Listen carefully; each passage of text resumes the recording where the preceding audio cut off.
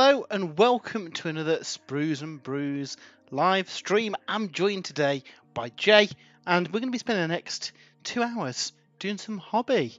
Jay, what are you up to today? Hello, Matt. Yes, I have been building tactical marines for the Horus Heresy, my Blood Angels army, and tonight I'm painting those tactical marines. Oh, awesome, cool. Your Blood Angels are really good. You had a Blood Angels Heresy army a long time ago, and surprisingly, never started doing one. When the new edition of the game came out, you focused on your Imperial Fists and your Custodes, and you're finally back to your true love, aren't you? That's it. Yeah, I have been wanting to get the Blood Angels Legion going for a long time now, and I've recently just finished the oh, was it the End of the Death, isn't it? Part 1. And it's sort of really got me motivated again to get some Blood Angels going. So here we go. Nice, cool. Well, I'm working on something a little bit different today as well. We recently interviewed Parabellum about their game Conquest, Last Argument of Kings, and I'm building basically the contents of the new 2-player starter set. So I've built a big mountain giant, Jotnar, I think they're called. Oh, yeah. And I have built one of the Minotaurs, Therians, I think it is the melee Minotaur. So got another couple of them to build, and then I'm going to be building the Bow Chosen for the Nord. So yeah, it should be a fun stream. If anyone is watching along, I see we've got one viewer, whether you're on YouTube or Twitch. Multi-stream chat may possibly break on us, so I'm sure Jay will keep his beady eyes on Twitch to see who's watching on there, and I'll try and keep an eye on the YouTube chat. So yeah, let us know what you're painting, what you're working on, and most importantly, what you think of the Adepticon reveals as well, because we've had some really exciting stuff shown off this week. I'm still tired now, Jay. I don't know about you. You didn't stay up until silly o'clock though, like me. But I woke up really excited and went straight onto the. I didn't even get out of bed before I'd gone onto my phone to have a look at the reveals. Really? Yeah. Steve Harbour in the chat saying, evening all, just halfway through a certain podcast. Yes, I do believe the latest episode of the podcast is now up. There's been a little bit of a break since the last one due to a few things we've been busy with, but I can reveal we will be back to a fortnightly show from week after next, I guess. We've missed doing the podcast more regularly, haven't we, Jay? Yeah. I mean, especially because we've been doing it for so long as well. Yeah. So we're back to more regular programming on that. So every 2 weeks an episode will go out. What we will have is, as you probably noticed from the last few shows, more of a focus on like interviews for the main segment, because people have enjoyed them, and it's quite nice getting some different people on to chat. Now that might be a pre-recorded segment for the main bit, or we might have some guests on. I know we've recently had Peachy on, haven't we, and Duncan. So yeah, I think that's what we're going to try and do. Get some guests on rather than regurgitate a review that you can just check out on the website, because I don't think anybody's too interested in hearing our thoughts a second time on the same books, are they? That's it, yeah. So and like you say, some more varied content, isn't it? Not just Games Workshop stuff then. Well, that's it, yeah. We've got, in the pipeline, we've got the Conquest interview. I think it's the next podcast that goes out. We've got Dogmite Games. We chatted to them about some role-playing game accessories, which is a cool chat. And we have got another couple of interviews I just need to finalise the details of as well. So that's plenty of content for the next few months. So yeah, it should be pretty cool. And I know people are missing the podcast, and it has been a longer break than we wanted. It was due to be a little bit earlier this time round, but because of Adepticon, we decided to try and time it, alongside it. So yeah, we're back on full form, and getting the show out every 2 weeks. So let us know what you think of that. If you prefer the quote marks monthly show, I know it's like 6 weeks to the last episode, let us know. But I think most people will agree that a more regular format would be nicer. So we're doing that. And I can't remember what we've talked about since last time. Dave's recently launched the Patreon as well. So if you want to get some exclusive behind-the-scenes clips and all that fun stuff, the Patreon is live as well, which I believe is patreon.com/spruesandbrews. I want I'll to take say. your word for it. Let me double check that so I'm not giving false information in the chat. Sprues and Brews. It is indeed patreon.com/spruesandbrews.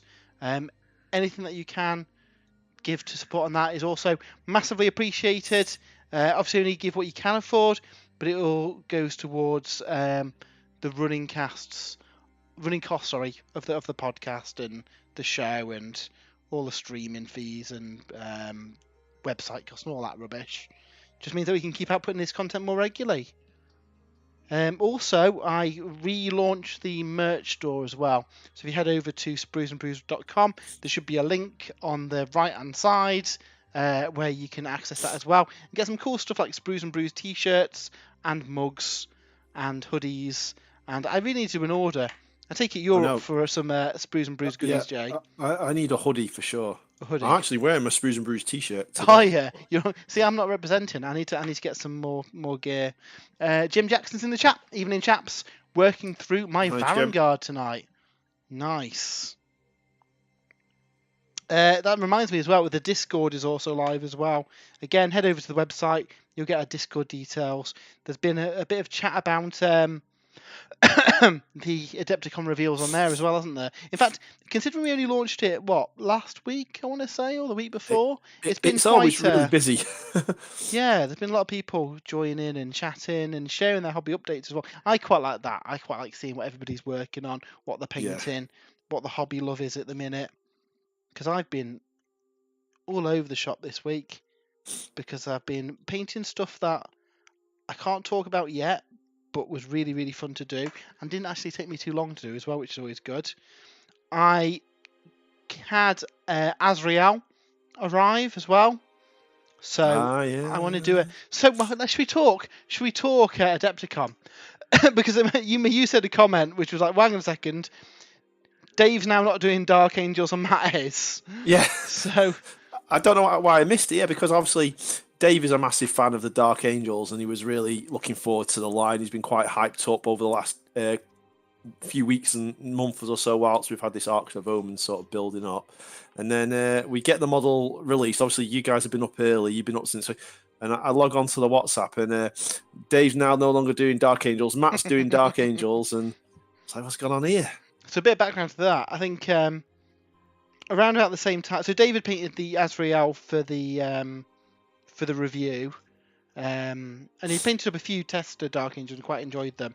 But I think with Azrael, with the kind of the robes and the finicky detail, which there is a bit, it took quite a while to paint it. It was a bit finicky to paint, which you're gonna get that on all the kind of like the robes. Quite an ornate looking. Yeah, army, I don't think it's one that you can knock out like super quickly. No. But around about the same time, Dave had started painting some Orc Commandos for Kill Team, and like I think he just found them a lot more fun to paint compared to the Dark Angels, which is fair enough. We've all had that, haven't we? You can have models that you really, really like and enjoy like visually, but you get to paint them and it's like, I don't know if this army is for me. I can paint one model, but I don't want to paint an army of them. Yeah, exactly. You have to enjoy painting the whole army. It's not enough just to like painting one model. And I think Dave still does like the Dark Angel models. I think he is going to pick up the Lion to use in his Heresy Force. Yeah, I think it will be make a good alternative to the Forge World model. Yeah. So I think his plans for the imminent future and 10th edition is to work on his Cadians, get his Cadians done, so he's got an army completed, ready for 10th edition, and then work on his Orcs. So that's really cool. I had a load of spare Orc frames that I passed over to him because I've got a massive Orc army, haven't I? Between the various Beast Snaggers and Goths and Speed Freaks. So I've got more than enough Orcs for like a lifetime. So yeah, I pass them on to Dave because I'd rather them go to use somewhere. So yeah, my hobby knife is on its last legs. That's worrying. So yeah, how about you, Jay? What's your obviously we know 10th edition is coming. Have you got any kind of like painting checklist that you need to do before the new edition of the game comes out? So I'm pretty lucky in that I've got quite a lot of armies ready. So I don't desperately need to do anything. Now, obviously we saw the new Terminators, so I definitely will be adding some reinforcements to every time a new edition launches. I add new models to the Ultramarines army, so I've got like 4,500 points, maybe a few more actually now of Ultramarines. So I'll definitely be adding some Terminators and whatnot. That some of the new units that we saw. Do you think you'd be So that painting the launch boxes? Well, obviously we don't know what's in it yet, but do you think you'd be painting the whole launch box as Ultramarines then to go with the other stuff? yeah, I think that's definitely what I'll be doing. Gives me options for the new stuff in the codex with me existing army, and I've got a lot of like, I always count like Redemptor Dreadnoughts, Intercessors, Chaplains, which are sort of like your foundation units. I've got all those already painted, so Yeah. it'll be a good army to a good base to sort of expand out from. For the website as well, like it's nice to do a Ultramarines versus, well, it'll be Tyranids in this game, won't it? It's like Tyranids, our yeah. first battle report, so that'll be fun. Yeah, I'm really looking forward to seeing what Tyranids we get in that box. Obviously, there's a few little teasers within the trailer. I mean, it's all about that Screamer Killer. Chat, let me know. I've got an important question for you all. Now, I love a Screamer Killer, but the rest of the Sprues and Brews crew doesn't share that love of the beautiful, gorgeous, I haven't got them on my desk, Screamer Killer of old. And it looks like, I mean, there's no disputing it. That is a Screamer Killer in that trailer, isn't it? Oh yeah, Four for sure. arms, breathed bioplasma, ready to give enemies a massive hug. It's a Screamer Killer. So, I mean, I know you don't like the original model, but what do you think of the idea of turning that old model into a new Tyranid unit? Yeah, I think that's an awesome idea. You've got like the best of both worlds, really. Haven't you? You've got all the nostalgia sort of appeal, and you get to get a brand new sculpt and brand new model. Yeah, because it is really distinct from the Carnifex, isn't it? Yeah, Yeah, I it was think. his own sort of like what do they call them? Bioform, wasn't it? Or what the Yeah, Tyranid word for it is. yeah, Bioform works. I'm building Minotaurs, and I gotta say, they look really, really cool. Look at that, Jay. I love those city state models. Are you tempted by City State Force at some point in the future too, then? Oh, they are lovely. I don't know, but they are very, very nice. Have you seen the new ones that are up for pre-order? The big Prometheans. Yeah, the big giants. Yeah, are they like wizard giants or something? I think one's a wizard giant, the other one isn't. I forget off the top of my head. All I know is that they look really cool. So yeah, I think I'll be picking up some of them when they come out. Now, how do we do this? Okay. The models are quite chunky as well. There's a Colonel Hunter here for comparison, and they're quite big, which surprised me. Whereas I knew they were bigger scale, but like having them in your hands, I think they'll be quite fun to paint up. We've got Scott Baker in the chat. Says evening all, assembling a Realm Gore Ritualist. Nice. I haven't got mine to hand. I painted the one up for our review, and Oh, is it this was a the really fun corn? model. Yeah, the corn one with a little kind of altar. Yeah. She was a really cool model to paint up. Both those models were really nice, actually. The corn one and the Slanesh one. I think they've done some really good stuff with the releases for them. Now, obviously, it's a shame that we didn't get more.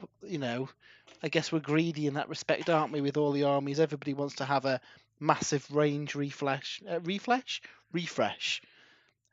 Which, luckily for you, Jay, looks like you're getting with the Seraphon. Yeah, there were some nice models revealed, weren't they? So So good. we've already seen the Astrolith Banner Bearer, I can't remember what they're called now, the Raptidons, which were the skink sort of cold on riders, the Slan. We saw the Salamander a few weeks ago. And then at Adepticon, we got those gorgeous Saurus cavalry. I mean, you'd been crying out for new Saurus cavalry, hadn't you? Yeah, I mean, also the Croxagore. I thought they looked fantastic. There's been a lot of moaning about the Croxagore online. Some people don't like it. Oh, I think the Croxagore looks brilliant. Yeah, what I really like about him is that it's got two like distinct builds as well. Yeah, With the the spawn, is it, or war? Yeah, wasps, whatever they are, and they're more kind of crocodilian looking, aren't they? Yeah. I really like the what's he called? The salamander, the flamethrower dinosaur thing. Yeah, I think the he's got a salamander. different name now, hasn't it? Yeah. That looks really fun. I always liked the salamanders, but this is the best one they've done yet, and he looks more like the classic one, more kind of Dimetrodon. Yeah, with the fin. The only thing I'm disappointed about from all of this stuff is the lack of a big, like, centerpiece monster. Now, arguably, you've got Lord Croak, haven't you, as your big centerpiece model? You have, yeah, but I know what you mean, the generic sort of like dragon equivalent. I mean, you've got the Carnosaur, haven't you, and the Stegodons, but they do look quite small nowadays. I'd have loved to have seen a massive Brachiosaurus, which coincidentally, I think is coming out for Conquest as well. The Tontor, yeah. It's certainly the month for dinosaur releases, it seems. Yeah. So was there anything from the reveals at Adepticon that you were disappointed with? Because I think as far as reveals go, this is probably one of the best ones they did. In fact, that goes out to the chat as well. Was there anything you didn't like? Was there anything you did like? Are you super hyped for the new edition of 40k as well? I think what surprised me the most was the Cities of Sigmar. Those Dawnbreaker Crusade sort of men at arm type. I thought they really I thought they looked brilliant. Yeah. Really impressed with them.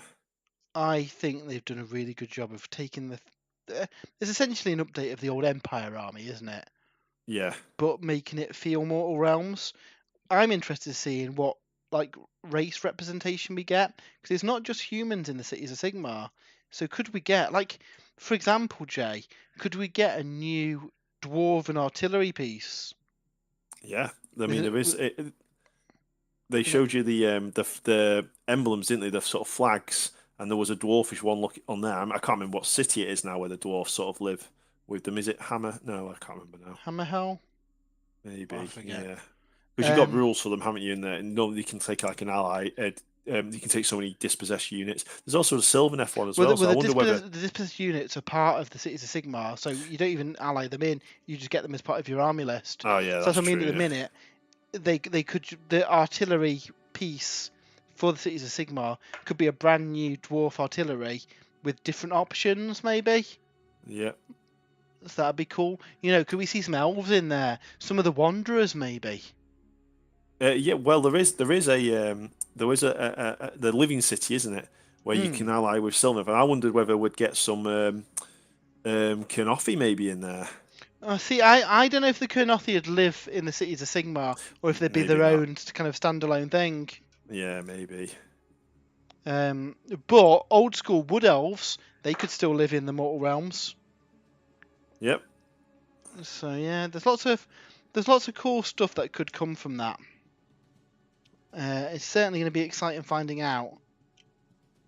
23, 21. Don't you hate Sprues? We've got Fabius Fulgrim in the chat. Hey, good Fabius morning. Fulgrim. Good morning. Over down under, I believe Fabius Fulgrim is. What time is it there, Fabius Fulgrim? Early hours, I'm guessing. Hobby time. It is always hobby time. It is always hobby time. Yeah, what are you working on, Fabius Fulgrim? Have you got any exciting hobby plans today? You'll be disappointed to know, Fabius Fulgrim, that Jay's working on a new heresy army, and it isn't Emperor's Children. No, it's the. In fact, I was reading the Blood Angels in the Libra Astartes earlier on, and it mentions that the Blood Angels are one of the most cultured of the legions, and their armor and war gear is of impeccable quality, second only to the Emperor's Children. Of course, second to the Emperor's Children. It's 5 a.m. over in Australia. Getting an hour in before work.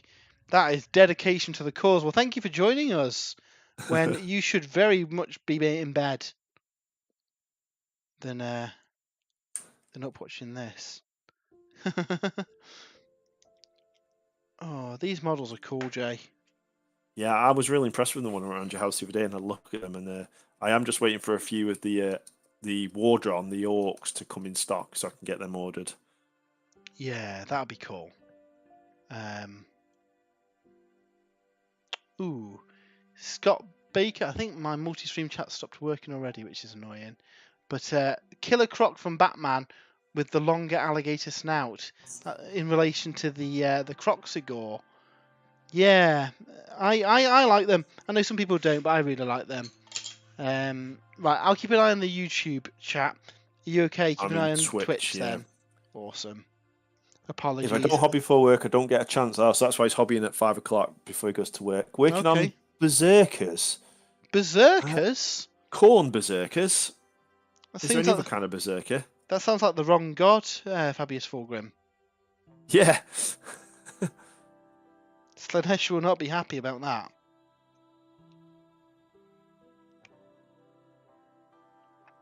See, with these bases as well, Jay, I'm thinking of theming or I don't know if people have seen in the chat.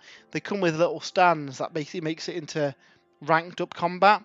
But I'm thinking I might go to town and decorate the stands as well.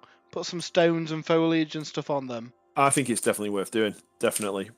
Obviously, it means that generally your units are going to fit specific bases, which is a bit more faffing. But you're probably going to store them in the stands anyway, aren't you? Yeah, exactly. Yeah, I think it'll look cool. Steve Harbour, my only worry with Cities of Sigmar is scale creep. I have got a feeling, and I might be wrong, and this is no way confirmed, I know nothing, that all of the old Warhammer Fantasy stuff will be replaced in the new book. It's just a feeling that I get that this is going to be like the proper launch of Cities of Sigmar / Dawnbringer Crusade / whatever you want to call them, and all that older stuff won't be in the book anymore, and instead they'll bring out new units that do the same thing. Like obviously we've got the old like militia, haven't we? And that's been pretty much replaced with the model that they showed us the other day. You know, the kind of basic human infantry. So I think yes, there may be scale creep, but a lot of those old models may be gone anyway. Now I might be wrong. I don't know. That's just the impression I get. What about you, Jay? It's being sold, isn't it, and built up as a massive, massive new sort of army, the Dawnbreaker Crusade. So, Well, they're not. So the army's still going to be the Cities of Sigmar. Yeah, sorry. Just from a lore point of view, they're doing these Dawnbringer Crusades. Yeah, so that's what I mean. So I think it'll be stupid if it wasn't a massive, massive range of new models. Yeah, I think so. I mean, we've seen the Lizardmen get a big refresh in this one, bigger than I think both of us expected as well. Yeah, Seraphon. Yeah, the only thing that I'm disappointed with is there's no new Temple Guard. They're going to look a bit funny now next to the new Saurus Warriors, I think, but maybe there's some conversion opportunities there. But yeah, it was a really big, Skink Cavalry, Saurus Cavalry, Standard Bearers, Slan. The Salamander was a bit of an odd one, I think, because you got the Razordon as well, which didn't get a new kit. Yeah, so I wonder if the Razordon's no longer a thing in the new book. I think it is a resi model, actually. Yeah, as was the old Salamander. So I think both of those are gone and replaced with the new one. Again, could be wrong, but I think a lot of these are kind of refreshers, an opportunity to get rid of kind of the older models that don't really fit the Mortal Realms anymore. Steve Harbour says, "Boo hiss." Not just against Empire, but elves and dwarves. I mean, the positive, though, is that in the old world, we are going to get new sculpts for all that stuff, aren't we? We saw the preview of Bretonia and Tomb Kings, And I know we didn't see a lot, and it was just some like weapons and heads and stuff. But new plastic kits for Warhammer Fantasy will be coming. So that's just why I think it's a good opportunity to just kill off those older kits now.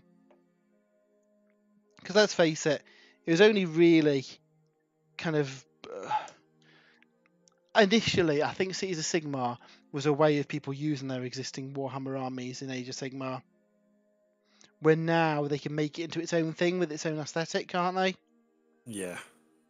And the story's advanced, hasn't it? So it gives them an opportunity to develop it a bit more. Yeah, exactly. So we'll see. August, I think they said, for the Cities of Sigmar. Yeah, it's not too far away, was it? No, it's what's scary is that I've got a feeling everything that we saw on the stream is in the next few months. Yeah. It's crazy. Like we saw, like next week pre-order, we've got a load of scenery for Middle Earth, which looks really cool, and we've got all the Necromunda stuff. So if you think about it, there's not many kind of weeks left, are there? But we got the Undead battle tomes and models. They'll be on the way soon, I'm sure. That Kill Team Gallo Dark box is probably not far off. With the Votan and the Beastman. With the Votan and the Beastman, yeah. And then we've got, obviously, in the summer, we're going to have the 40k box. That'll be, June? So, considering it's, April next week? April next week, yeah. I don't think we're going to have long to wait for much of this. I think they said summer for the Seraphon, but the launch box soon. So, you never know, Jay. That might be in a week or two. Oof. I've got to get going on these Blood Angels then. Yeah, what's going to be like your priority for painting if the Seraphon come out in like 2 weeks or something? Well, this is the problem I've got, because if I don't get the Blood Angels painted like in the next couple of weeks, I can't see another opportunity to get them going again until autumn. So you on a bit of a battle now to try and get them done? Yeah, exactly. That's it, because the schedule doesn't look too good for probably the next 3 or 4 months, does it? No, it doesn't. It's going to be relentless. Steve Harper says, wondering what new stuff we'll see in Manchester. I suspect, and I know we get sent stuff, but I don't know anything here. This is me just guessing. I suspect we'll see the full reveal of the launch box and all the models that come in it.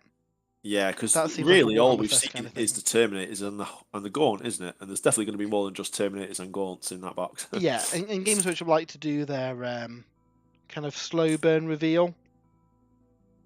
Keeps the excitement and anticipation up, doesn't it? So yeah, I'm sure we might get.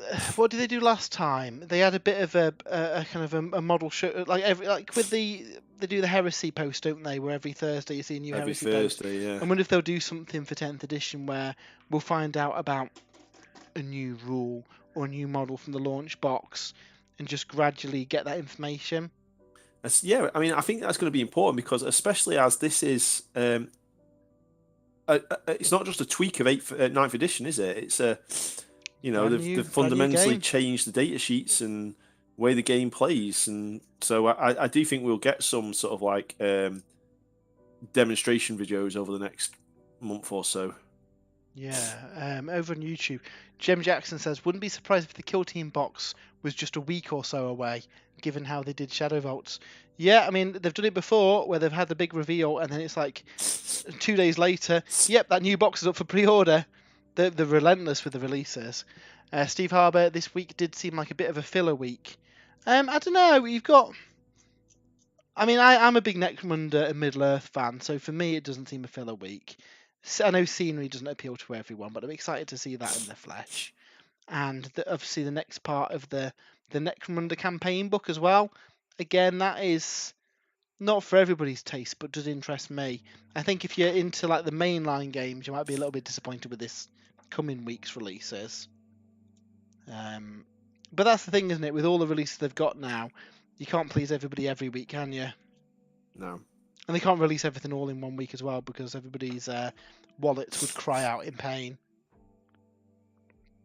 But yeah, I think you're right. I think it'll be a week or two till we see Gallo fall. I think I suspect by Easter we'd have the an idea of when the Seraphon box is coming out, Yeah. because it was around that time that the Lumineth box came out. They like their kind of Easter releases, don't they? Yeah, I think you're right actually. No, something tells me it was a bit later for Lumineth actually, So in the smaller summer, but the main wave was, but the launch box came out Easter, was it? Okay, fair enough. because they always try to put. I guess kids are off, and it's a good time to release things, isn't it, over Easter? So get them out of the way. The next biggie is 40k, and before you know it, we're the other side of the summer, and we've got Cities of Sigmar and whatever the heck's coming out for 40k as well, because they're going to have new codexes for Space Marines and Tyranids, and no doubt loads of new models too. Yeah, this is true. This is true. But what will be interesting is what a codex looks like in the new edition, because one of the big takeaways was how things are getting simplified but not simple anymore. So yeah, was it your army rules on 2 pages or 1 page? Yeah, two page, a page or two for army rules, and then a little data sheet for each profile. And then they mentioned, I don't know if I spoke to you since then, Jay. They did a Q&A kind of thing on Warcom the other day, and Universal Special Rules are back as well. They'll be part of the core rules. Ah, cool. So that's how they streamline some of those data sheets with, Deep Strike's a Deep Strike, isn't it? You just call it that, and you don't need to explain what a Deep Strike is on the profile anymore, do you? No. So that'll be good. Yeah, so everyone in the chat, what are your thoughts on the kind of simplification of 40k, the kind of the idea of changing all of the profiles in one go, replacing all the codexes, and having all those rules free day one? Now the question mark is, presumably, when the new rules come out, you're still going to need to buy the codex or the data cards or something to get those rules. It'll be interesting how much is still free when we get to the codex part. Yeah. Because I don't know, call me skeptical, but I think they still need to have an incentive for buying those books. Unless, of course, like you've said in the past, Jay, the purpose of the books is more for the narrative and the hobby stuff like, Crusade, and they keep all the profiles and stuff free on the website because, in essence, that still sells models anyway. Yeah, and it means they can tweak the data sheets, and balance them and tune them and things like that. Yeah. And I do still think there'll be value in buying the codexes. I mean, the Arcs of Omen series has been so good for the story and the extra missions they've included. There's been no army rules in those Arcs of Omen's books, but I still think they've been a good thing to pick up. Yeah, and then the gaming stuff that they have had is for boarding actions, which is essentially a different game, and having all those rules self-contained within the Arcs of Omen series is quite a nice way to do it too. Yeah. So, Glee, is that? I think everything in the box was in the trailer to some degree. Excited for the new Dread and the Terminator Librarian. Yeah, I think that all those models in the trailer will be in the box. The question that you raised the other day, Jay, is the stuff that's in the box that isn't in the trailer, because we did see that with the 9th edition box, didn't we? Yeah, we did.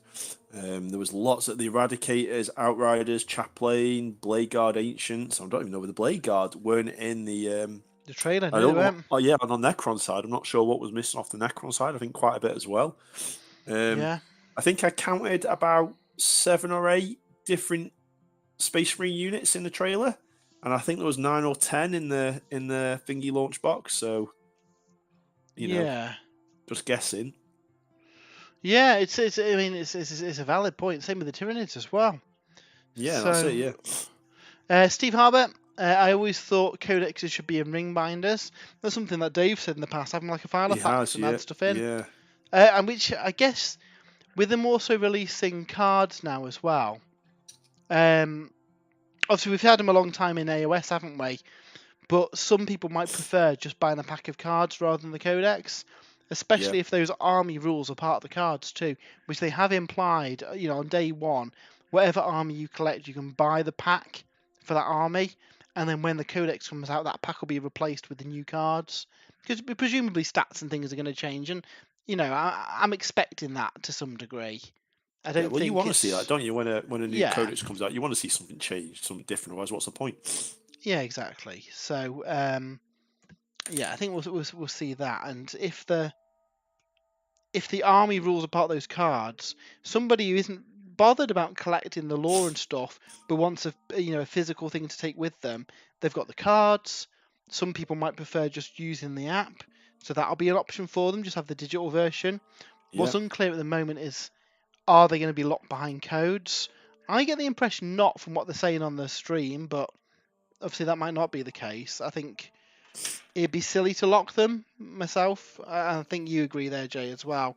I think yeah, have the rules available free online, but then have the option of buying the physical cards, buying the codex if you want to.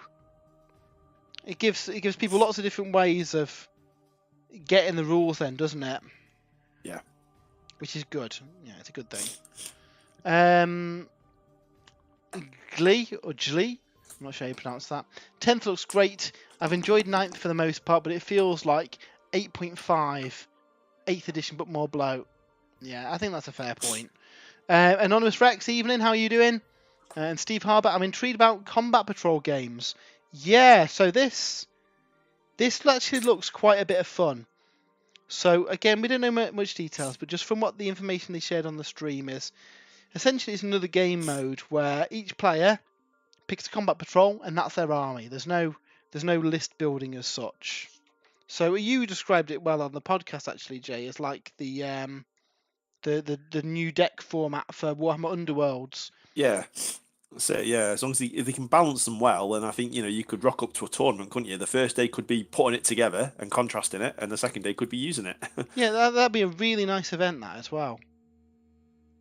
I think that'd be fun. Yeah, and I think that's the kind of thing that would really work at Warhammer World as well. Yeah. Because you've got in my head, you'd run it as a more kind of like Throne of Skulls style event. Yeah, for sure, definitely, yeah. So you have, a level playing field, don't you? Because you haven't got the added complexity of building the army, points wise. You've just got the contents of that box. So a Blood Angels player will have the same list as the Blood Angels player. It'd be down to how they play the game. Just give a shout out to Daz Moore in the chat. How you doing? What are you working on today, Daz? How did your event go recently as well?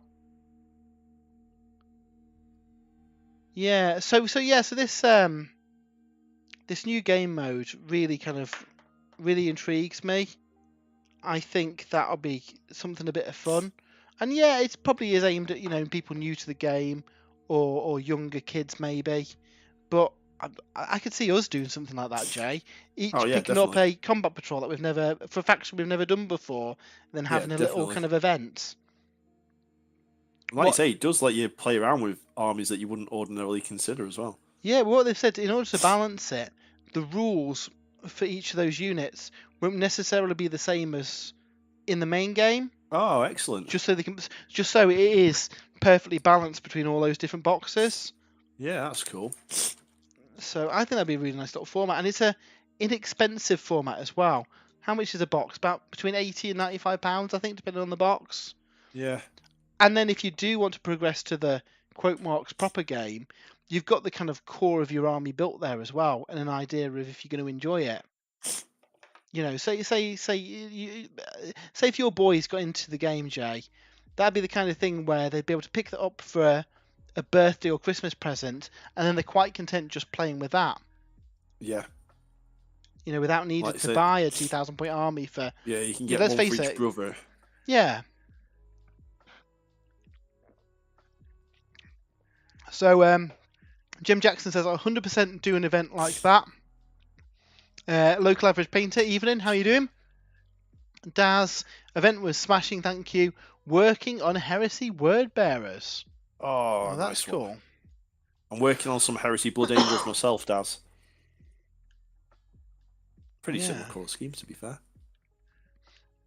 And we're probably a little bit early for anyone to get back, but I don't know if anyone in the chat managed to go to the Horus Heresy event at Warhammer World this weekend. Oh, the narrative event, yeah. We really wanted to go, didn't we? We tried to get tickets, didn't we? But we were not successful. A lot of people wanted to go to that event, so it's Yeah. really hard to get tickets for. The next event we've got Kill Team, so that'll be fun. I'm torn now, though. That's another narrative one, isn't it? That's another narrative one, yeah. And basically, I think we start. I've got a feeling by then, Gallowfall should be out, and I suspect that we'll play through like a range of scenarios across the entire year's worth of Kill Team. Because we heard in the preview that this is all about the Gallow Dark crash landing. Yes. So we know from the event pack we're trying to get off the ship. So maybe we'll see some of those missions in there too. It'll be really fun. I'm looking forward to it. Anonymous Rex says, don't see any Tyranid Combat Patrol selling now with the Termi update. Yeah, I mean, let's face it, they will get a new Combat Patrol box, won't they? Which, especially if that's going to be a big thing in 10th edition. Yeah, I can't imagine why. Yeah, they keep that old one around. They'll get a new one. It wouldn't surprise me if it's built around some of the new kits in the launch box. Yeah. So normally the way they do these launch boxes now, you'll have a few push fit frames that are just on their own sprue, so they can sell them separately later down the line. We saw this with the Stormcast. We saw this with the Necrons. For some kits, they'll then have a different like multi-part kit, and then all the characters and stuff will be on a single frame. Now we've seen the Adeptus Sororitas launch box, which was similar to a game launch box, really, with push fit models and everything, wasn't it? Yes.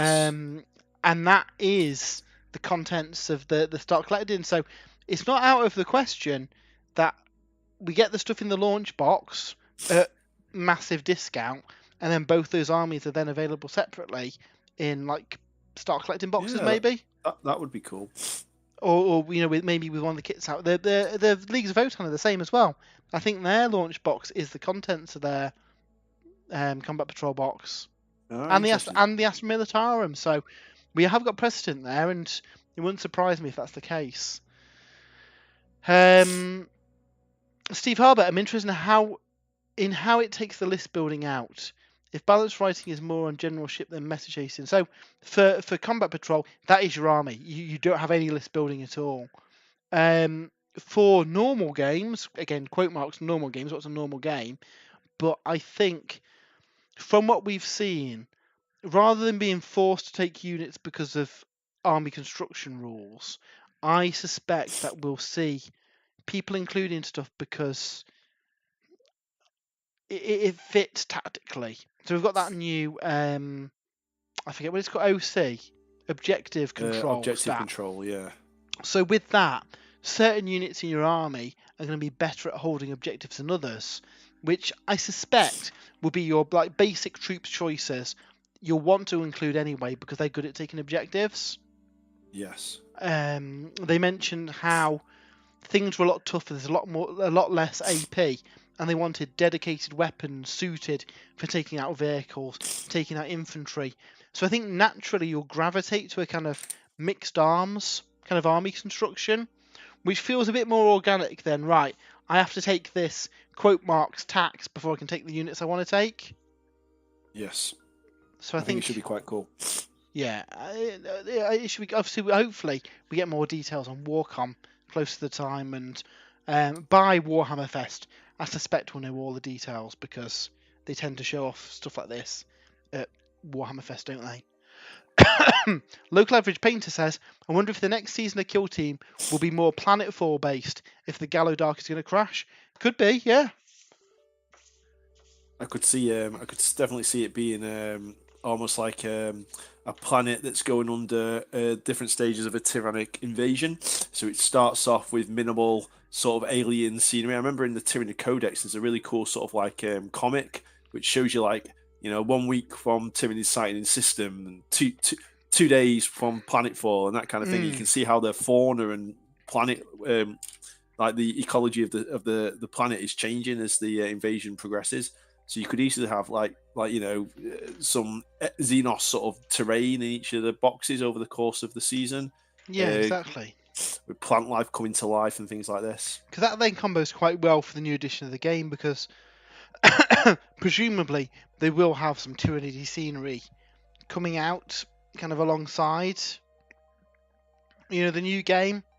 Yeah. Especially if the environment, maybe we didn't so much for the Necrons, did we, in 9th edition? Didn't we get?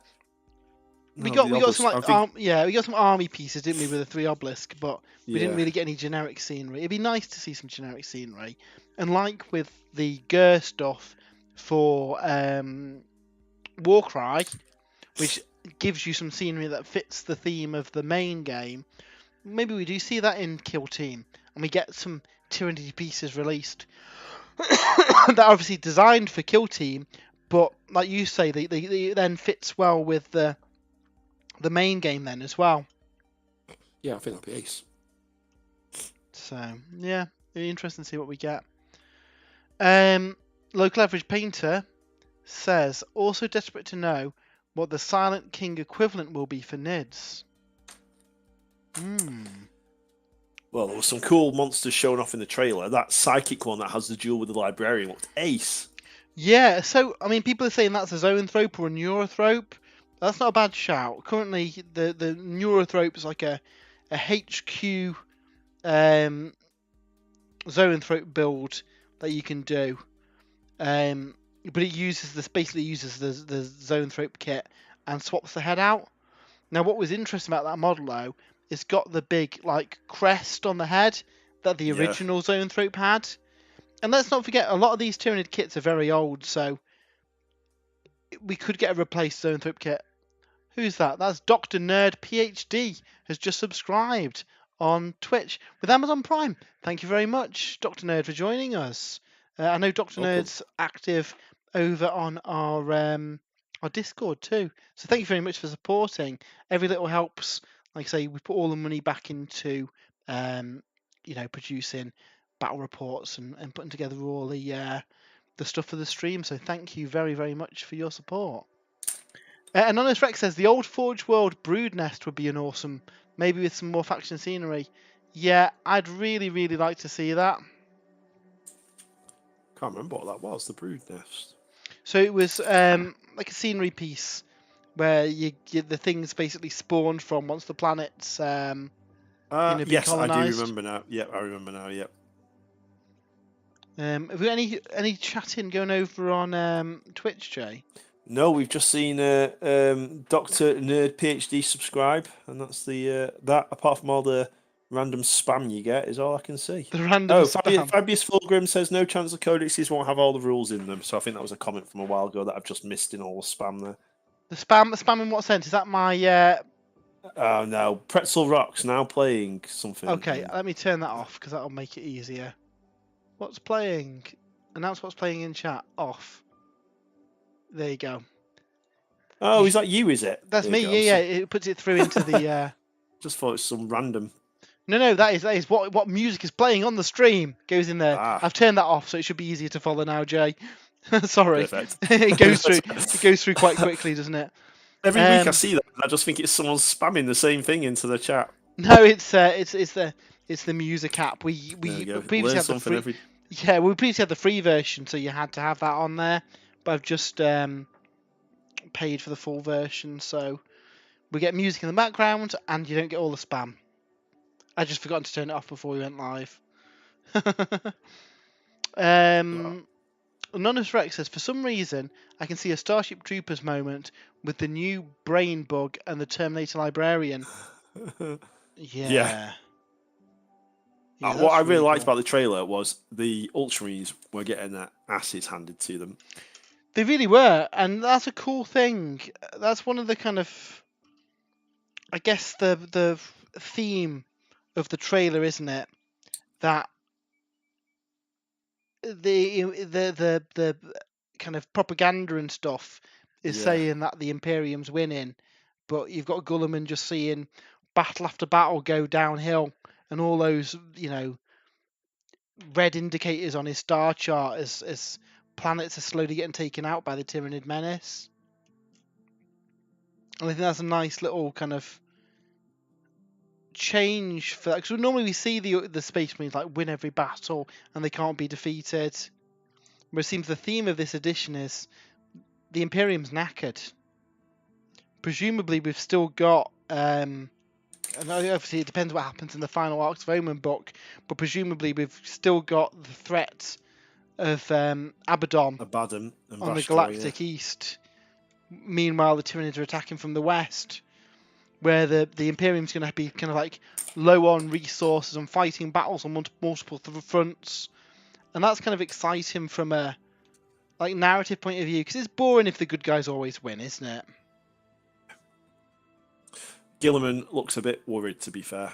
He does look concerned. Now, obviously, his brother's back, which is cool, but I wonder if he'll be taken over from Dante on the other side of the galaxy, maybe, Jay? Yeah, named Lord, what is it? Lord Regent of the Lord Imperium Nihilus. Yeah. So yeah, I'm really excited to see the narrative. You we didn't do a video on it, so I think it's probably worth a bit of a chat. You recently did the review of Arcs of Omen Farsight, didn't you? Yeah. How did you? Because that's the first one that you've covered, isn't it? And it's a different kind of like focus, isn't it, compared to the other ones? It is, yeah, because obviously you've got the Tau, specifically the Farsight enclaves, and the Orcs, but it is still a big part of the sort of overarching story with these Arcs of Omen and the key fragments that Vastor and Abaddon are looking for. I don't want to spoil really on the paint stream here if anyone's listening, so I won't say any spoilers, but I did really enjoy it. So it was good to get that sort of perspective from some of the other factions and how they're sort of contributing to this main storyline. There were some, I would say, some interesting not from the Orc side. The Orc side was pretty much typical Orc fare, I think. You know, you got some war bosses that are trying to shoot stuff, and not really a big sort of there's no Gazgul equivalents really in it, but the story elements with Farsight were really, really interesting, really, and actually moved the plot forward in terms of the Farsight enclaves and Farsight himself. So it was enjoyable to read that. And of course, I mean, I think that they've announced now, haven't they, the last Arcs of Omen, the lion. And we've seen the front cover of it from Adepticon, and obviously we've seen the model now, and obviously you learn a little bit more about that kind of thing as well in this book, as you'd expect. Okay. I fell in love with the lion model. I can't lie. When Dave said that he wasn't going to do Dark Angels, I was like, well, someone's going to paint some Dark Angels, and I'd actually been toying with the Dark Angels army way back in the previous edition. I remember, actually, yeah. But it's one of those where we get it all the time, is it? Other stuff comes up and gets priority, and because Dark Angels didn't have any new models, from a, I guess, content creation point of view, it always seemed like a nice to do at some point, but not a rush. But now obviously there's new models coming out. I've got the new Azrael to work on because he's a really cool model, and I want to paint up the lion. If he's out in time, I want to try and do him for Golden Demon, because I think he'd be a really nice Golden Demon project. He's a good centerpiece model for sure. What kind of Dark Angels army would you build then? So initially, I think probably focused around Deathwing initially. Okay. Using Blade Guard Vets and the Deathwing Knights and that kind of thing, or exactly. the new Terminators? Well, when the new Terminators come out, I will absolutely be adding some of them to my army. But for the time being, Blade Guard Veterans. I still think the Deathwing Knights kit is a decent kit.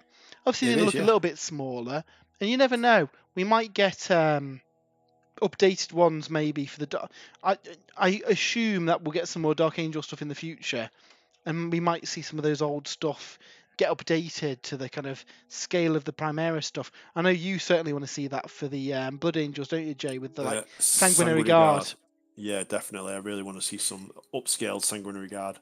And I think that was really neat what they did with the Terminators. Actually, is that they are just Terminators, and they've now said any Marine, whether they're Firstborn or Primaris, is able to don part the suit of armor. But from a model perspective, they've basically just taken the regular Terminator design and just upscaled it and refined it. It's not a Yeah. new mark of armor. It's not a new, it's not Gravis or anything like that, which is really, really cool. Yeah, I think they've learned that maybe I've got a feeling that all the Primaris stuff was just meant to be a range refresh for the Space Marines. But the problem was you don't want to invalidate people's armies, do you? So you've got No. to come up with a lore point of view, and then they came up with the Primaris thing. But then obviously people then get fixated on the difference between Firstborn quote marks and Primaris, don't they? And it's like does it make sense that this unit would only be able to ride in Primaris transports, for example? And I wonder if this is a kind of, it doesn't matter if it's Primaris or Firstborn, it is a Terminator, and there could be Primaris Marines within this Terminator squad, but there's also Firstborn Marines within this Terminator squad. It doesn't matter, they've got Terminator on as they fight side by side, which presumably means that they'll also be able to ride round in Land Raiders and stuff. Yeah, which So, is perfect. That's ace. Just saying, chat. We've got Jakarta's just joined. oh, amazing. Glad to have you with us. Well, over on YouTube, Matt H just joined. Evening, guys. Apologies for joining late. Been listening to the new podcast episode today. Great stuff. It was a really fun one to do, wasn't it, Jay? It was I really was good. I mean, just getting excited about Adepticon. It's always cool when we do those podcasts that follow the big events. Yeah, we got the first half for talking about all the reveals, and then the second half we're really focused on 10th edition, what we know about it, what we'd like to see. So if you don't already, if you head over to spruesandbrews.com, you can get the link to the podcast there. It's definitely on Spotify because I saw it there earlier. So if you just search Sprues and Brews in your podcast delivery service of choice, Apple, iTunes, is it? I don't know. We normally have Dave for the Apple side stuff. We don't have any Apple devices, do we? But I am assured that if you have an Apple device, you can find it on Apple things. If, like me and Jay, you've got like Android or something, go to Spotify, it's on there. Jim Jackson says, chapter Terminator upgrade kits for the new Terminator units. That's not a bad shout. That would be so good. Yeah. Now, what's interesting is we don't know. Generally, the sort of edition starter sets there push fit, or not push fit. Well, sort of push fit. Yeah, they are push fit, aren't they? Actually. Yeah, they are. So if these Terminators that we've seen, and it's hard to tell from the images we've seen so far because we've only really had a close up of 2 of them, I think. I would expect that we'll have to see, but I would expect that the shoulder pads will be molded on. But certainly, I would thought in the future we'll get a multi-part kit, and at that point then you could definitely throw in like Blood Angels, Dark Angels shoulder pads, couldn't you, and special weapons and things like that. Well, I mean, I wonder. I assume it'll be push fit because they tend to do for these starter boxes, but I do wonder if we'll get the push fit Terminators in there, and then, like you say, a full separate kit, and then do them in such a way like they have the Kill Team kits where more than just shoulder pads and stuff. You have alternate parts to build your specialist Terminator units, maybe. Yeah, that's it. And you could do like the Deathwing Knights we were just talking about. They've got some of their own sort of unique weaponry, the flails and things that other chapters don't get access to. Your Space Walls with frost axes and things like this. So I think there's some clever stuff they could do with that. And then that gives them an opportunity to, again, refresh some of those older kits by doing them as upgrade kits. Yep. So yeah, we shall have to see as well. What? I mean, obviously, we want to see some Jump Marines for sure, but I'd love to see them redo Predators, upscale Predators a little bit. The tank? Yeah, I don't think they will. I mean, arguably, we've got a new Predator kit, haven't we, for Horus Heresy? We have, yeah, but I don't know. I just think if you're getting upscale Terminators, it's something I'd like to see. Yeah, well, Because I I think the Predators and Razorbacks and things are iconic, and you don't really use them now because everyone takes Primaris, or most people do. Whereas if they sort of remove this restriction where it doesn't matter what kind of Marine you are, you can use any transport. yeah. Primaris in Razorbacks. It'd be nice to see Razorbacks look a little bit bigger. I'd like to see people use the Proteus Land Raider because that's Yeah, a gorgeous Land Raider kit, and have that as the standard Land Raider kit for 40k too. I've just Fabius finished. Fulgrim's off to work. Oh, well, have a good day at work, Fabius Fulgrim, and hopefully you're back later for some hobby. So, Jay, I have just built the first unit for Conquest, and these guys are really cool. Angry, Oh, they're the angry cows, Minotaurs. the Minotaurs, yeah. So I Yeah, built them as the melee option.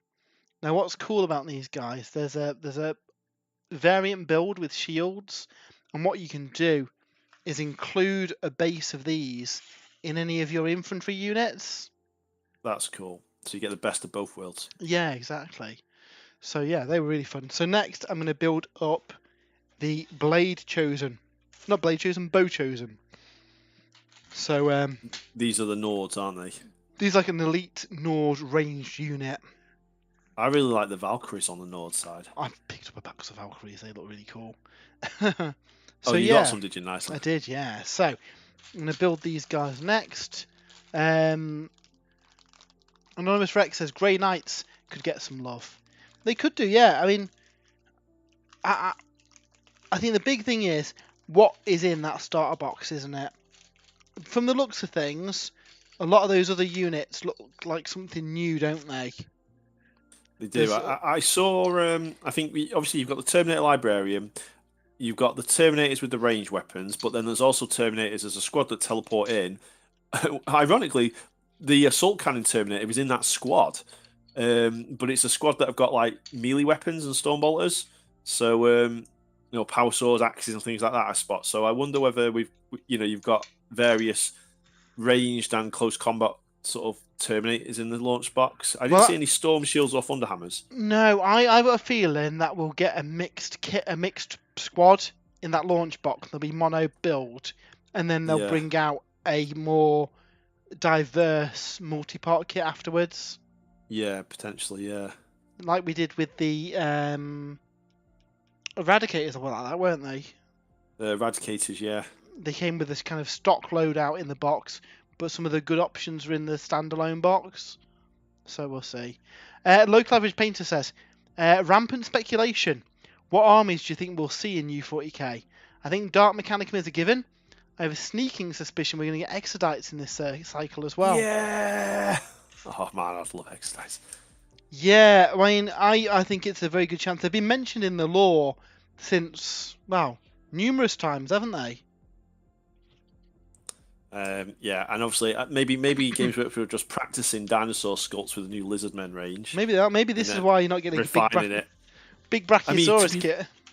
Yeah, it just occurred to me actually. There's your conversion anyway, isn't it? For now, those Raptidons and Agrodons or whatever they're called. Yeah, I think you're right. I think we will see them,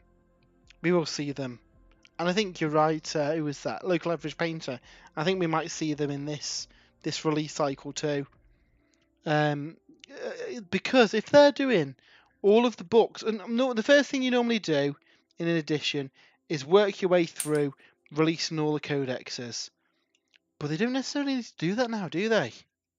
Nope. If everything's getting its rules day one, you've got a bit more freedom to, maybe this army is not going to get a codex within this thing, but that doesn't mean it's not going to get new kits, and they release those kits separately. I think we need to kind of forget what we've had in the past and kind of, I don't know, they could do the whole release cycle very differently now by the fact that day one, every model in the game's got rules.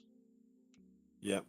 We could get, presumably we'll get Space Marines and Tyranids off the bat, just because I think that kind of makes sense from them being in the launch box, doesn't it? But maybe we go from that directly into Dark Mechanicum or something. I mean, that'd be very cool, wouldn't it? We've got the new Vashtor model. We're getting, could There's we a new see artwork in there that we've seen in the box. Yeah, all that new artwork of weird demony stuff. Could we see him also get, maybe not even with him, but as a separate book, Lost in the Damned? We've got Traitor Guard kits. We've got Beastmen kits coming in Gallowfall. Yep.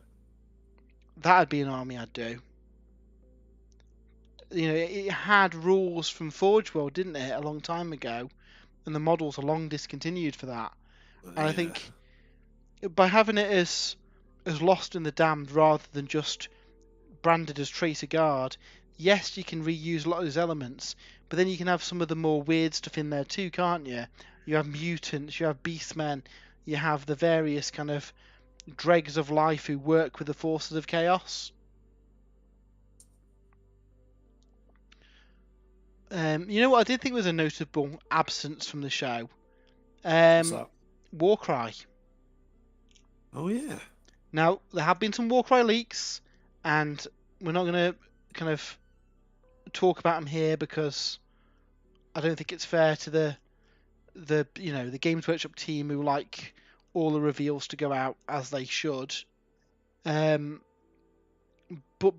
again, we're coming to the final part of that cycle as well. What would you like to see for the next season of Warcry? Obviously, this season's been based in the Gnarlwood, and we've had the story of this crashed Seraphon spaceship, which again then circles back into the new Seraphon book, doesn't it? Yeah. Where we see some lore in there about it. Do you think we'll stay in the Gnarlwood, or do you think they'll move to a different environment, maybe? Yeah, I think we'll move to a different realm. I don't know which realm. I know you've said Ulgu would be a good one, and I think actually that's quite credible because Malarian and Tyrion. I mean, maybe not even. Ulgu's the realm of shadows, isn't it? The Realm of Shadow, yeah. And there's also that realm in between the realm of shadows, isn't it? Which is Ulgu-Hish yeah. between the two, and that is where Slaanesh is imprisoned at the minute. So that might be a good one as well to take the story. But I think good thing about Warcry is it could, if they're clever with it, it could be used to lay the foundations for a new edition or a new storyline. Absolutely. And you know what? I think that's what we're going to get, Jay. If you think about Kill Team, the whole Gallow Dark thing does kind of connect with the Arcs of Omen series, which is the transitional story between 9th and 10th edition, isn't it? Yeah. Now, presumably, next year we'll see 4th edition Age of Sigmar, because all of the books are nearly released now, aren't they? Yeah. I think will they be done this year potentially? Absolutely. We know that they might be done by August, Jay. Yeah. Cities of Sigmar's August. We know that. We know that the Ossiarch Bone Reapers and the Soulblight Grave Lords are going to be soon-ish. And we know that the only other book then that needs releasing is the Flesh Eater Courts. There's 2 more books coming out before Cities of Sigmar. Presumably the Flesh Eater Courts will be one of them. The other one, it could be a new army.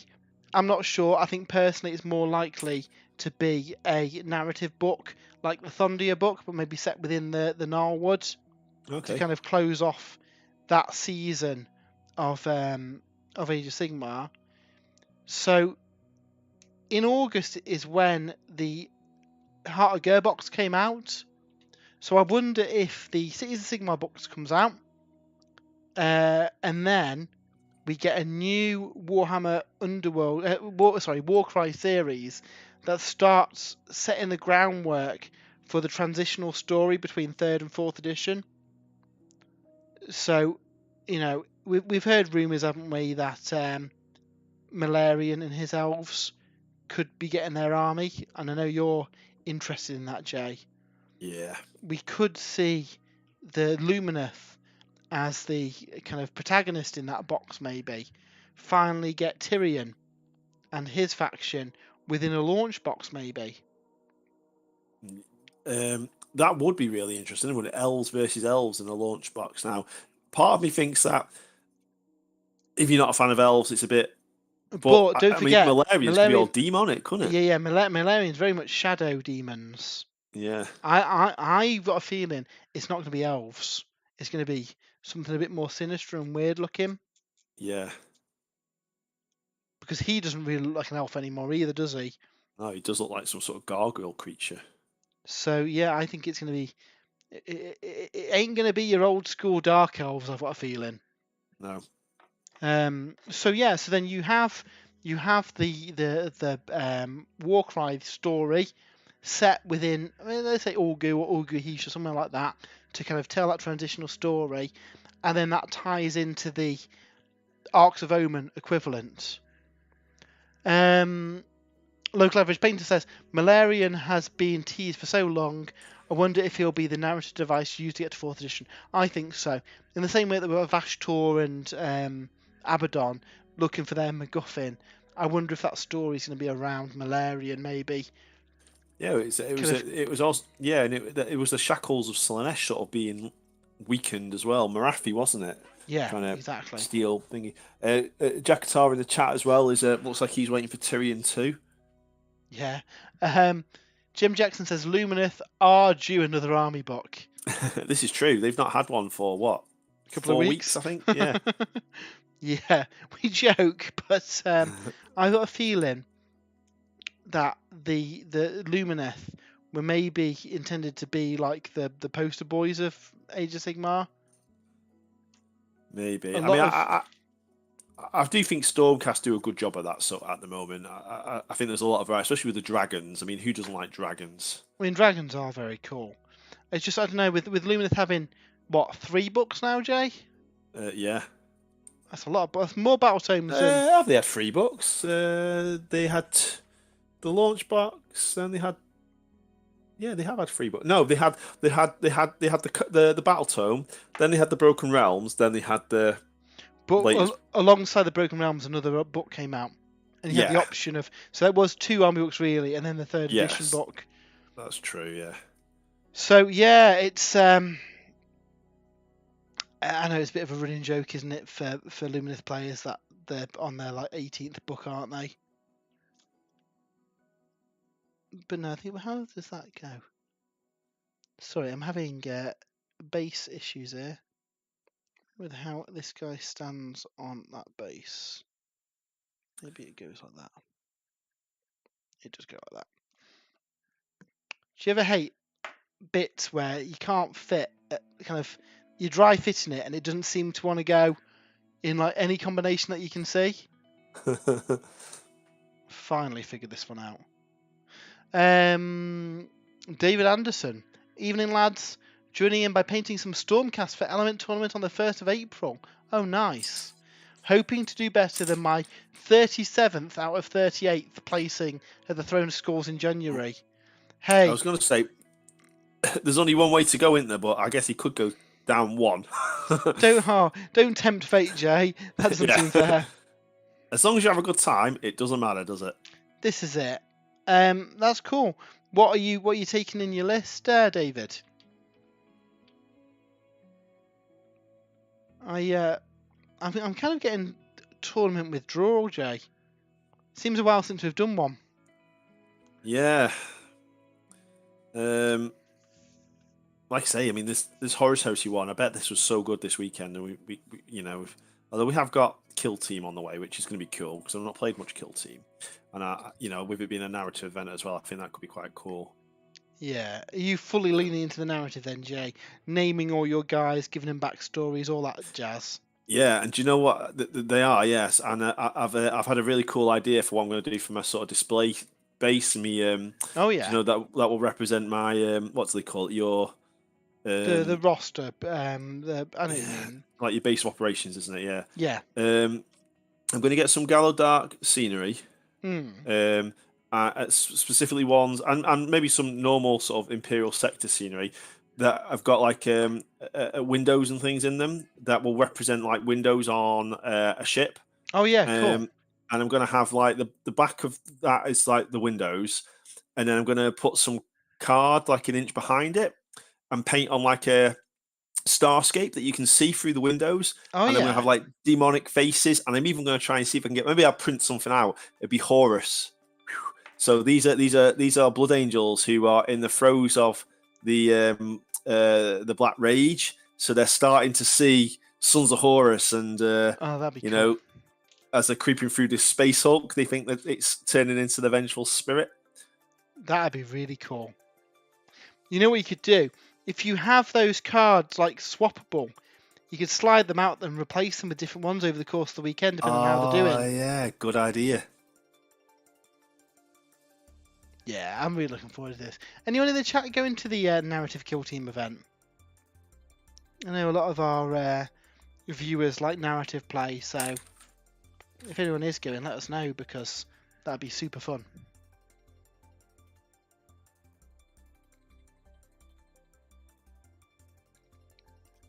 Wow, these Bow Chosen have got a lot of parts, Jay. Have they?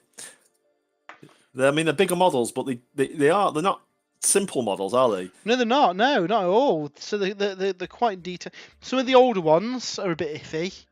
I think they've definitely learned a thing or two about the kind of the plastic sculpts in the recent releases. I think maybe some people might be, compared to like Games Workshop models, disappointed with some of the older ones. They still look good, but they're not as intuitive to build. But the new stuff, really, really nice. Can't fault it.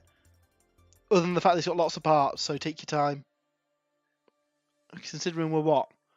I've probably been working on this model for the last 15 minutes or so, and I've built like a body. And I've got like 11 more of these dudes to build. They are cool though. They have got one of those cursed sprues where the parts are on like completely different frames, like the ones next to each other. I like nice regimented sprues where part 1's next to part 2. I've been building Mark 6 tactical marines all morning actually, and they're really, really cool because all the pieces are like right next to each other. You don't even have to look at the numbers once you've built a couple of them, because you just know that's going to be the arm for that one. You get to the point where you start building those with your eyes closed, don't you? Yeah. There's part 1. So David Anderson says 3 ballista with Lord Ordinator, 2 units of 10 Liberators, a unit of 6 Prosecutors with hammers, led by my General Knight Azurus, Lord Arcanum on Griff Charger, and 2 units of Adjudicators for shooting. Very 2nd edition flavour to the army. That's cool.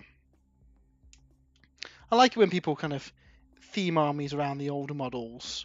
Mm-hmm. The good thing with Stormcast as well, I think there's a good mix of different things where, you know, everything's worth taking, isn't it? Yeah, they've got such a big range now. I know Dave's been dabbling with some Stormcast as well. I think he received his first issues of Stormbringer magazine the other day, and he's have you seen his scheme? He's gone for quite a colourful scheme for the Stormcast. Yeah, I saw. Yeah, it's like almost like a greeny blue sort of turquoisey colour, isn't it? Yeah. So I'm really looking forward to seeing them. He's not been very well, unfortunately, hence him not being on the stream. But Dave's what we call a bit of a hobby butterfly, isn't he?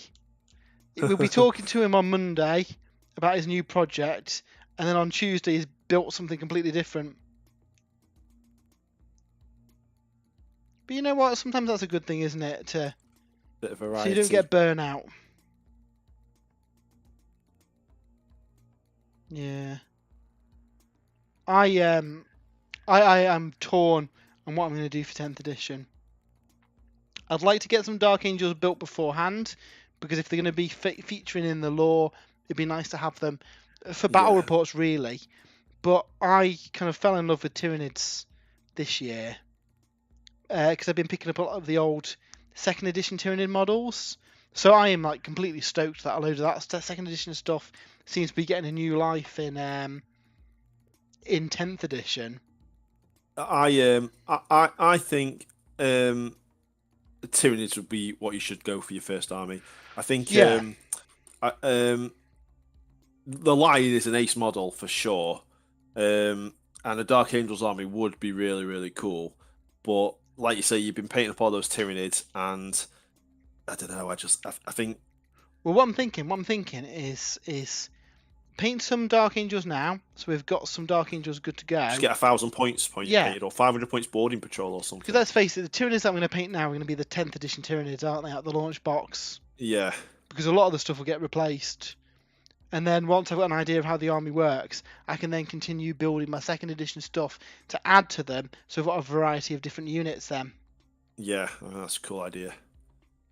So that's the plan anyway. I reckon a It's, boarding patrol actually. Azrael, some Blade Guard veterans, yeah, a Plasma Redemptor. I think that'd be a really cool little Dark Angels army. Then you add the Lion to it, and maybe if Dark Angels get a second wave down the line, if we get some of those Terminators with Deathwing conversion bits and stuff, then you expand it like that. So yeah, exactly. That's what I'm thinking. Get the Azrael, maybe some like intercessors or something painted up, just to yeah, make a little boarding Hellblasters. patrol. Yeah, Hellblasters. Maybe some. Yeah, I think we've got some. We've got some. You know, the plastic Deathwing Knights just kicking around somewhere. So Oh yeah. build them up, and yeah, have that as a little Do boarding you know what? action thing. I'm sure I've got 5 Deathwing Knights you can have actually, Have which haven't you? been painted. Oh, that'd Yeah, be cool. Yeah, if you have. Just thinking that'd be some older stuff to paint up, and then like you say, even if that's 1,000 points, including the line when he comes out, and then yeah, add some of the new stuff. Like I'll definitely paint up some of those new Terminators as Deathwing. yeah. I think that'd be a good idea. And like I say, I think you've got Azrael. I think Azrael, some Blade Guard veterans, will be an awesome boarding patrol army. Oh, absolutely. Yeah. We have the Lion probably not for boarding patrol. You add the Lion when you get the Terminators and things later on. But for initial games, boarding patrol and stuff, you get Azrael, some Blade Guard vets, an Yeah. apothecary, a librarian, an interrogator chaplain. Yeah. I've got some Ravenwing stuff as well. Oh, of course, yeah. I forgot about the Ravenwing stuff. Yeah, So it'll be nice to have a different, you know, that can then grow into a bigger army. And I think you're right. When that launch box drops, I'm going to be painting Tyranids for the foreseeable. yeah, But then I can add, I can bounce between those two armies then. Because a lot of my other armies are complete for 40k, really. I've got my Deathcore of yeah, Krieg, I've got, a massive Necron army, I've got my Chaos Space Marine army, so it'll be a case of yeah. hopefully if we're right about the way the release schedule goes and armies do get more kind of like random releases again, that'll be cool. But it's always nice to have an army to work on for a new edition, isn't it? Yeah, it is. And I think as well an army that's getting a bit of love as well and a bit of focus, Yeah. which What the Tyranids will be getting. what are you thinking for you then? Obviously you've said Ultramarines for the launch box. Would you kind of bounce to Blood Angels then? Do you think? I think so. Yeah. So I'm hoping we see, especially with the fact that we've got Dante, who's got a new jump pack thingy. We've got the Space Marine game coming out where you've got jump Primaris in there. And that's all the direction I would want to take Blood Angels in, obviously, with the jump infantry and stuff. So Yeah. yeah, for the launch, the Terminators and things that we've got, that's going to be just adding to me Ultramarines because I've got a massive Ultramarines army, and it's nice to have the new units just on there, and also Mm. that gives me an army that's ready to go. So I've got a variety of different units in there that I can pick and pull. I've even got the Primarch painted. I've got a couple of dreadnoughts. I've got a couple of vehicles.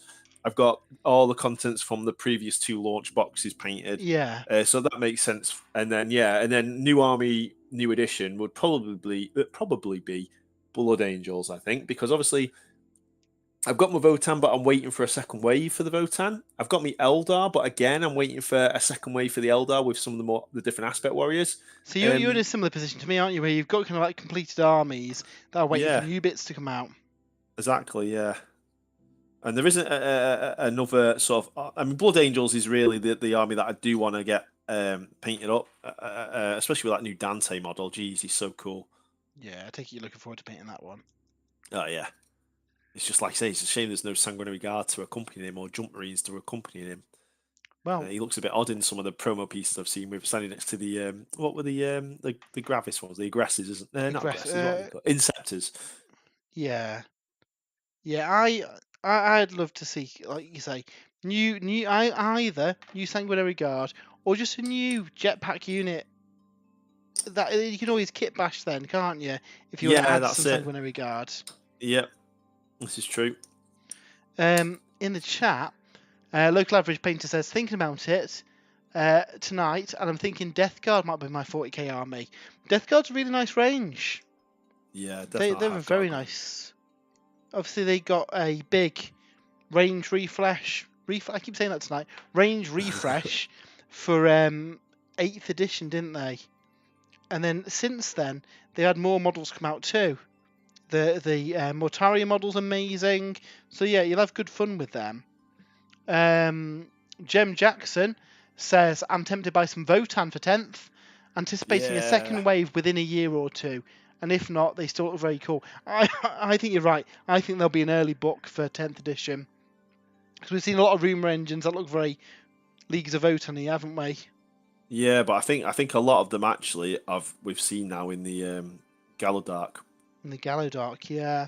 In the kill team. So I don't know when the next. I mean, they hinted at other vehicles and things in the codex, and it is a pretty slim codex in terms of the number of data sheets.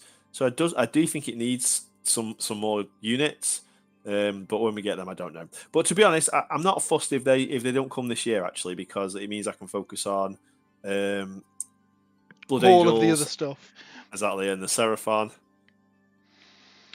Jay Lee says, I'm torn between using the launch box for Space Wolves I've had since 8th edition, or expand my Dark Angels boarding patrol into a full army. They're both cool options. Space Wolves would be nice. Space Wolves would be cool. Space Wolf Terminators, and add some like pelts and stuff to them.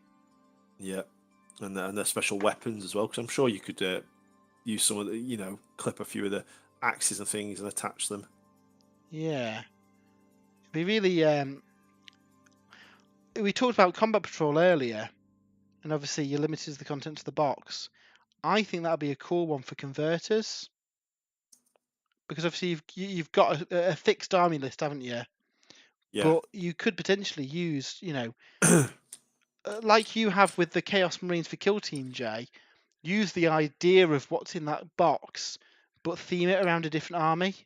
To represent a different faction, yeah. Yeah. So that'd be pretty cool. Yeah, I'm really excited about all this cool stuff, and I can't wait till Warhammer Fest. Sadly, you're only coming the... Oh, go on, Jay. No, yeah, I'm only going the one day. That's right, but we're going the last day. Our feeling is that by the last day, if they've revealed everything over the course of the weekend, it'll all be in the cabinets and things. So we'll be able to see everything basically, because we could only really spare one day this time. So that's you and Dave coming on the Monday, isn't it? Me and Andy will be there all weekend though, so there will be Sprues and Brews presents at the show. So if you are going, give us a shout as well, because it'd be great to see you. Yeah, I was just going to say, so obviously 10th edition is really, really exciting, but do you know what else really excited me about AdeptCon this year? What? The Horus Heresy. The Horus Heresy, yeah. The siege of Cathonia. Cathonia, yeah. This really excites me for the future of the Horus Heresy series, because we wondered, with them releasing all of these, previously you got the big red books which had 3 or 4 legions in, and then over the course of, there was like 9 or 10 red books in the end, which had all the different army lists in, whereas they've avoided that problem this time around by bringing out the Liber books. But then what do they do after that? And we've seen them over the last 12 months put PDFs on of certain like campaigns, so you'll get like an Ultramarines unit pitted against a Night Lords unit or something in a special sort of planet where there was this battle that went on, whilst the Horus Heresy was underway. And this new book that they've sort of previewed, the Siege of Cathonia, there's at least 2 new characters. There's a couple of new console options. I wonder whether we'll get additional rules and data sheets in there for different legions and things. Plus, you've got that all those narrative sort of missions and the expanded boarding patrol, not boarding. What were they? Zone Zone Mortalis rules. Mortalis. Yeah. It looks. You know, in the Siege of Cophonia as well. That's not a small footnote in the Horus Heresy on a planet no one's heard about. That's Horus's homeworld there. Yeah. So these are, you know, I can see them. I mean, you said on the podcast, what if they do a Siege of Terror campaign book? I think they will. It's Siege of Terror series of books. Yeah, What's interesting as well, we're seeing different facets of the universe. They talk about this being like a radical group of Sons of Horus, aren't they? Who are particularly, you know, from a almost like a religious point of view, want to take back the planet from the Imperial Fists. So they can try. They can try. They can try, yeah. But you know, we've got the situation where maybe the War Master doesn't entirely agree with what they're doing. Yeah. Because he'd rather them be elsewhere. Like on Terra. On Terra, where they should be, yeah. So I think it's cool. And I think it's safe to say it's going to be the first of a series. Now, I know a lot of people were disappointed we didn't see any model reveals. Now, they did say that we're getting at least 2 new models, aren't we? Miniatures represent the heroes in the book. Yeah, the Imperial Fist and the Sons of Horus Praetor core captain characters. Yeah, but they also did mention that there was like at least two new console options as well. I think one was like a tank commander and something else. And the new demon assassin thing. Oh that yes, we saw yeah. in Warcom. I forget what it's called. I think that's one of the options that are going to get kind of rules in the book and presumably models with them. Now, interestingly, Jay, if you go to Forge World and search for any of the Baneblade chassis Space Marine tanks, so the Falchion is that one, Yeah. and the I forget what the others are. The Glaive. All of them are no longer on the website. They're not even got the out of stock thing. They are not on the website anymore. And interestingly, the Arquitor, is it? The big... Oh, the Siege one. Is no longer on the website either. That's such a nice tank. I've got one of those from Imperial Fist. It's a bit unreliable, but it looks good. Yeah, so obviously with the jet bikes, we saw, and the Space Marine vehicles, about a month before the models came out, we saw them completely removed from the site. So we may have some stuff on the way soon. So that'll be really fun. It's interesting that the Lord of War choices for Heresy, because a lot of people just take a Primarch, but actually there's some decent options in taking one of these massive tanks, isn't there? Yeah, there's probably some more efficient options than Primarch. I mean, Primarch's just cool from a narrative point of view, I think. But yeah, they're sometimes not the best choice in an actual army list. And actually, I think I've seen that over the course of the Horus Heresy events we've been to, where there was less and less Primarchs turning up, actually. And more las cannons turning up. And more las cannons, yeah. Yeah, I always like taking a Primarch because it's fun, but especially for someone maybe, those Primarch kits are a tough build, aren't they, for maybe younger fans as well, and be able to pick up a big, super heavy plastic kit from your local Games Workshop to fill out, 500, 600 points of your army. That kind of makes your army building easier as well, doesn't it? Yeah. So yeah, I'm excited to see what we get for them. What is happening in the chat? So, Jim Jackson says, Zone Mortalis rules and Gallowdark scenery suggest some very happy days ahead for Heresy. Yeah. Now, interestingly, in the images, I think they use the Zone Mortalis scenery rather than Gallowdark scenery because the scale's a bit smaller, isn't it? The Gallowdark scenery is made for 40k and made so that there's a bit more room to fight through, where for Heresy, you've got units that are on smaller bases on the whole, really, aren't they? So you've got like tighter confines to fight through. Yeah.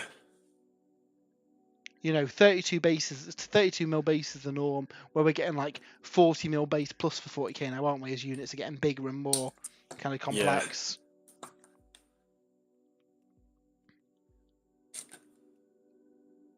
But yeah, I'm looking forward to seeing it, and it's kind of a good sign of more of these kind of books following, maybe as well.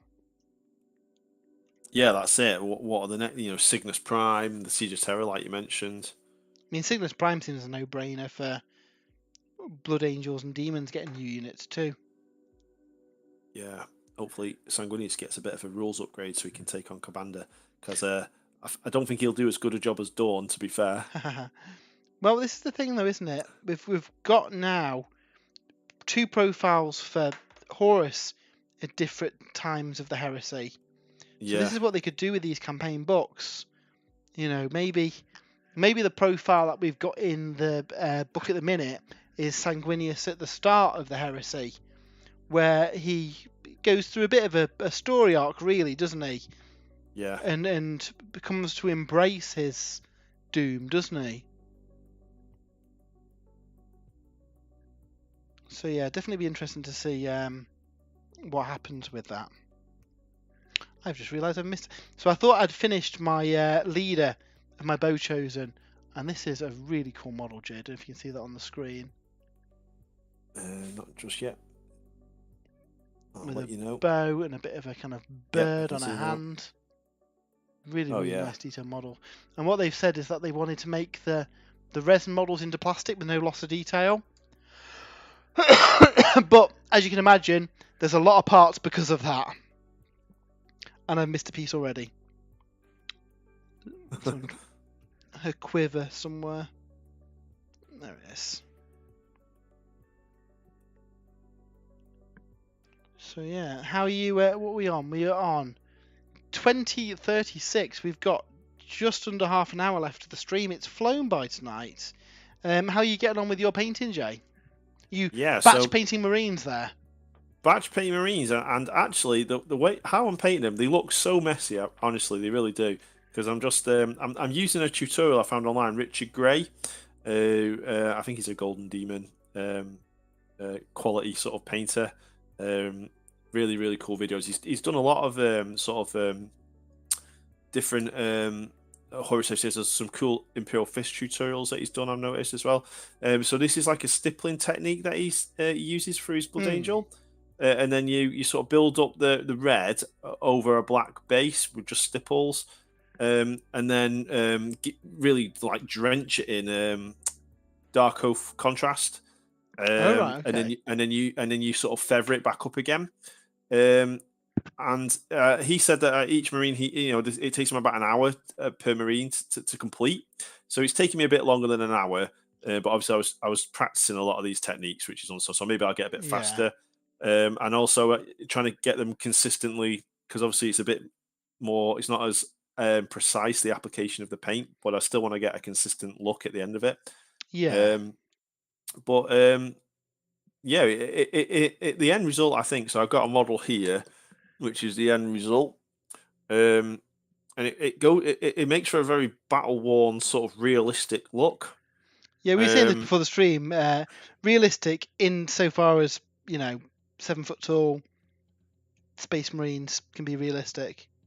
But they do look. I mean, if you see that, it looks quite patchy at the moment, but it all comes together by the end. So you just have to sort of grit your teeth and get through this particular stage, I think. Yeah. No, that's cool. I'm not sure yet how I'm going to apply it to the vehicles. It's going to be interesting when I get to a vehicle. I actually think it might be a lot slower painting the vehicles, because I think you'll have to work on panel by panel, building up this sort of stipple effect. How many vehicles are you looking to have in the army? So I've written a couple of lists. The list that I think I'm going to build towards at the moment is it has a Spartan in it, a couple of Dreadnoughts in it, and a Rhino, and two more tanks. I'm not sure what tanks to use for that yet. I don't know, to get some Sakaran variants or something like that. So maybe 5 or 6 vehicles, including the Dreadnoughts, which isn't too bad. That's pretty cool. Yeah, I think I thought you can always try out on a Rhino or something, can't you, for your test scheme? And if it all goes wrong, at least it's not the end of the world, is it? No, and what I've thought, if it doesn't work, is I can just invert the color scheme a little bit for the vehicles, and maybe make them more black. That'd be good. So we'll see anyway. I think really I'll just have to take my time with the stippling. Sorry, Jay. Anonymous Rex over on YouTube says the state of Jay's hand and the wet palette makes me think he's had a terrible accident. It does look like there's been some like horrific knife accident there, Jay. No, this is just what you have to go through while you're painting a blood angel. Blood for the blood god. No, not blood for the blood god. Blood for the angel. 48. Where are we? But you get an almost like airbrush type, like the sort of gradients on there as well from the stippling. I Yeah. used a bit of stippling on my Custodes as well, and it is quite a. I think it just suits the Horus Heresy sort of models and sort of look. Yeah, you've done some really good stuff with using some more kind of like advanced techniques on your heresy stuff. Yeah. 'Cause you've played with oil washes on these as well, haven't you? On the Custodes. On the Custodes, yeah, I used all oil on the Custodes. How did you find Just that? It's I've heard good things about using oil paints. yeah, it's good. It obviously they're not water based, so cleaning your brushes and thinning them and things like this, it's a different sort of skill. Well, not skills, wrong. Like technique you have to use, and when you're trying to combine like the acrylics with the oils as well. But you get some good results with it, I think, and it's just practice, isn't it? I wouldn't say my custodians are perfect, but I don't think they were too bad for like a first stab at oil. And I think I'm going to use a little bit of oil as well on some of the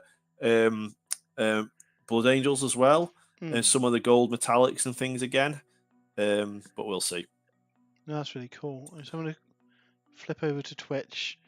Jackator saying Phil Kelly writing his hands off. You also mentioned that he wanted for the Lumineth. Tyrion, and also says it looks like there's a Gravis Apothecary in the trailer as well. Yeah. Yeah, which is strange because that was the only Gravis model I could see actually. Yeah, it was, wasn't it? And I wasn't sure it was even Gravis at first, but yeah, I guess it must be. Yeah, I mean, I guess it just shows that there's all these different armor types and whoever can wear it now. I'm glad they haven't gone like Gravis Terminators and they are classic Terminators. I think that's the kind of key thing, isn't it? Scott Baker says that your painting desk looks like a scene out of the Bates Motel. It's like Leonardo da Vinci's workshop. I've only got like a small area in the corner, and I'm working on. I've got like Lord Croak there. I've got some L4 that I was painting before. There's an L4 model over there I was painting. Some Dreadnoughts I was working on earlier week, and I mean, obviously last week as well we were working on Farsight and the new Arcs of Omens. Yeah, Snickrot. So my desk was full of that stuff as well. I'm not the most organised and tidiest of hobbyists, I must admit. For a devoutly anti-chaos person, your painting desk is very chaotic, isn't it? I am. I should have brought them up with me, but obviously we painted up Snickrot and Farsight for Warhammer Community. So if you head over to Warhammer Community, you can see them there. If you go over to spruesandbrews.com as well and check out Jay's Arcs of Omen review. You've got a few more shots of them on there, haven't you, that weren't used in the Warcom article? We've got Tavendale now following us on Twitch as well. Thank you very much for the follow. How are you doing? Are you up to anything exciting? Scott Baker says, oil washers are awesome. Recommend raw umber over gold. Okay. Over gold, okay. I really want to try out some oil wash techniques because I think you can do some really cool stuff with it. Yeah, and I think the Horus Heresy is a good opportunity to do that on some of maybe your Dark Mechanicum type models or Cabanda. I don't know how far along you are with Cabanda actually. Cabanda's got some initial base colours down on him. I think right round the recesses of the wings, oil washers could be good. Yeah, because you basically put them down and then you basically wipe it up, don't you, with a kind of clean bit of fabric, mineral spirits and stuff. Yeah. I know Pete Allison for his what is it, Porphyrion? I think he used oil washers and then he said he got a bit of like lint-free cloth and basically removed it all from the centre but left it in the recesses. So you get that cool like kind of shadowed kind of gradient effect going on. So I've got just to the side of me a Lord of Skulls that I wanted to get painted up for my my World Eaters. And I was going to do that as a Golden Demon entry as well, but obviously with the announcement of the Lion, I think he's probably a bit more manageable to do than a massive Lord of War. So yeah, there's so much stuff to paint and so little time. That's the problem, isn't it? Yep. But I've really enjoyed building these. They've taken me a lot longer than I thought they would. These Bow Chosen, but they're gorgeous models. I'll have to keep that in mind when I start building my Wardron. Yeah, I think these are going to be a slow burn army as a palette cleanser. I think some of the older kits and the less complex kits might be in less parts, and there's each set of sprues builds 4 models, and that's duplicated 3 times. So it'd be one of those that once you've built like each one once, you know what you're doing for the future ones, don't you? Yeah. So the first 4 will probably take a while, and then you're like, okay, yep, I know what I'm doing now. But there's lots of potential for like these guys stringing the bows and stuff like that, That's cool. which I've always fancied doing. I'll just like go in there, it goes like that. Oops. Yeah, some fiddly bits on these, but they are nice models. Goes there. What's good is that the newer models have got a lot of locator pegs and stuff like the newer GW stuff does. You look at GW kits from like 10 years ago, and there wasn't any locator pegs, and there was lots of flat surfaces. It made it really hard to kind of build the models right unless you knew what you're doing. And you've got a similar kind of thing here where I think once you've built them a couple of times, you'll be fine. It's just that learning experience, isn't it?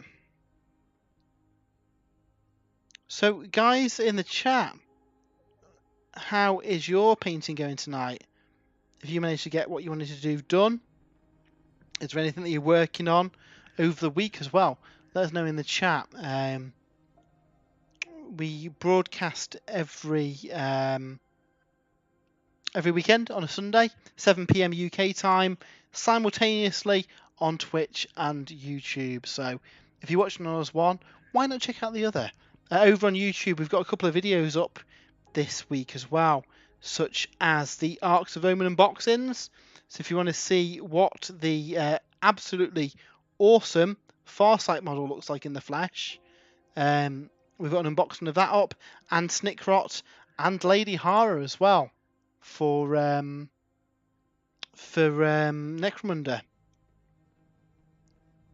I know, Jay, you enjoyed painting up Farsight, didn't you?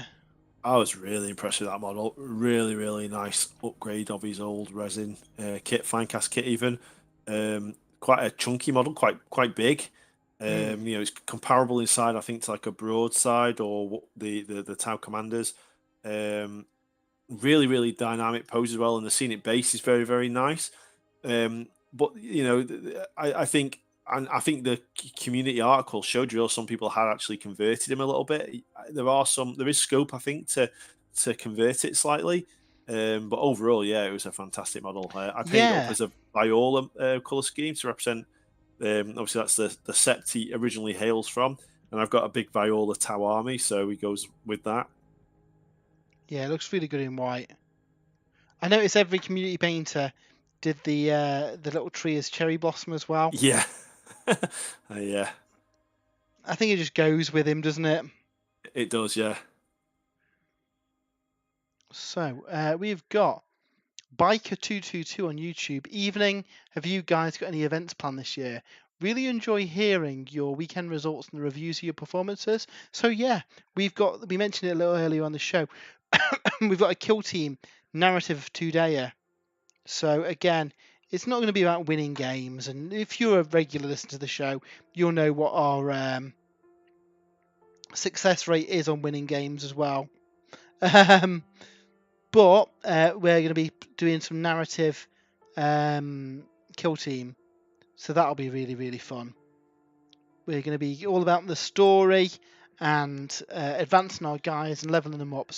And of course, we will talk about it on the podcast as well once we've done that. Other than that, I've not actually got any other events booked in. After doing a lot of No, events early in the year, it's I think I'd like to do another Throne of Skulls or a doubles event or another narrative event. a 10th edition event would be good. 10th edition event would be good, yeah. I'd like to do a Warcry narrative as well, but it's been a busy few weeks, so certainly in the last couple of months events have been a little bit quieter, but I am up for doing some more.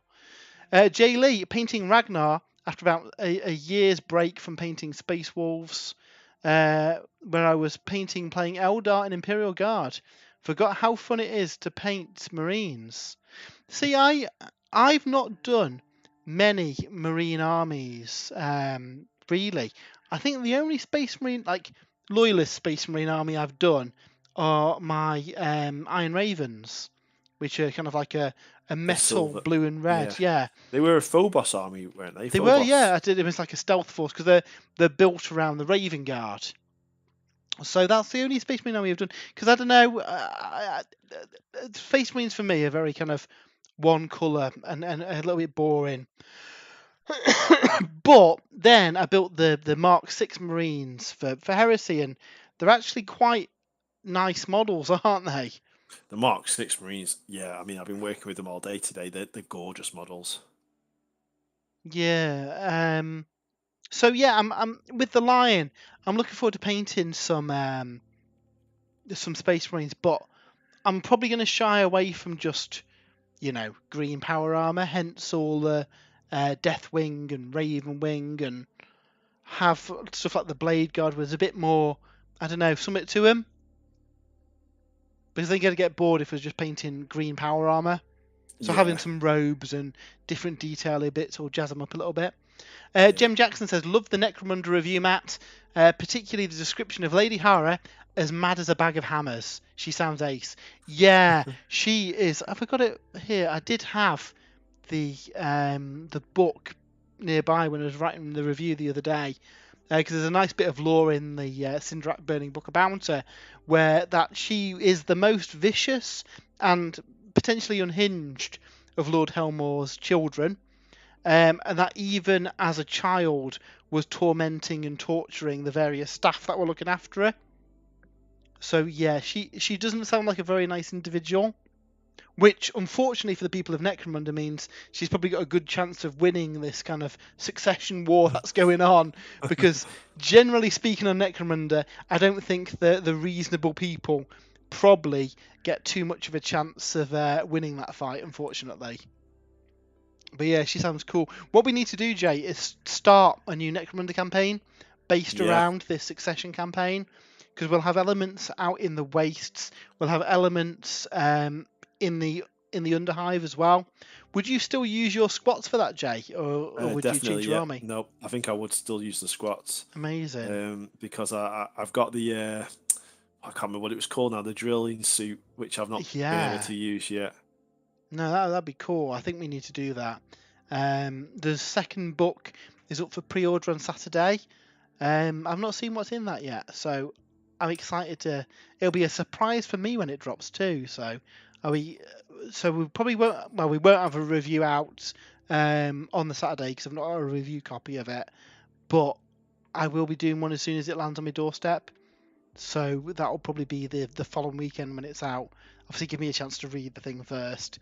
But I really enjoyed the first book because it was cool getting brand new Necromunda lore and seeing it happening like adjacent to the opening of the Cicatrix Maledictum. Yeah. What would be cool, Jay, if this storyline takes us right up to 10th edition and we see the state of Necromunda when, maybe an Arc of Omen comes into system, or the flow of resources around the galaxy is interrupted by the Tyranid invasion. Yeah, that would be cool. Necromunda predominantly exists for making foodstuffs, corpse starch, and weapons and munitions and stuff that then get ferried off to other planets. So that could shift the dynamic of the planet. In addition to everyone fighting over who's the commander of the planet now. Yep. And also there's a possibility what happens if Lord Helmore gets off his deathbed. It was an attempted assassination event, but he's not dead. So could we say Lady Hara ends up being, Lord of Necromunda? If her dad starts feeling better, he's Civil very War. well. Yeah, he's very likely to not take too kindly to his daughter taking command off him. Game of Thrones. Yeah, exactly. Yeah, and she's probably not gonna, chill on the throne either, is she? She'll be trying to consolidate command over the planet. David Anderson says, made good progress on the Stormcast whilst joining. Been trying Toothing Coat's Berserker Red. What a paint. Yes, so Toothing Coat's one of our sponsors for this. And Jay, have you been using the Toothing Coat paints on these Blood Angels? I've used a combination of Games Workshop Citadel and Toothing Coats. But I'm finding that the Toothing Coats range is replacing the staples. So like paints like Xandri Dust, Abaddon Black, all of the metallics, I now just use Toothing Coats. Yeah. The browns as well. The leather triad's really nice. I think the problem with the red is it's more the kind of corn colours, isn't it, rather than the brighter reds from Mephiston. At the moment, exactly, yeah. So I found for the actual red armor, I've been using the Citadel paints, but only for the red armor. For every other color on the model, it's the Toothing Coats range. Yeah, I know in the second wave of paints, we interviewed Duncan about this, and he's got the reddest red on the market, apparently. Yeah. So that'd be cool. Basically, the first wave is like a lot of staples. So I've gone behind, you can't really see here. If I get the little stat card under the camera. So the first wave was a lot of kind of staples. The second one's plugging gaps in there.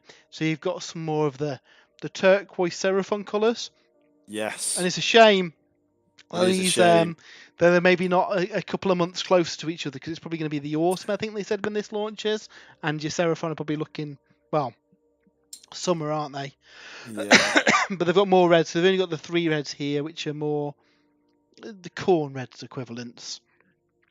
But your brighter reds, your vivid reds, a lot more kind of different, interesting colours in the second wave too. So looking forward to seeing those. We've not tried those out yet. Hopefully we manage to get hands on them a little bit before release, and as ever, we'll do a review on them too. Jim Jackson, hang on. If Necromunda's economy is rooted in exporting corpse starch, does that mean it's basically human farm? Yeah, but pretty much. You've got the corpse harvesting guild who go around collecting dead bodies from Necromunda and turning them into delicious food.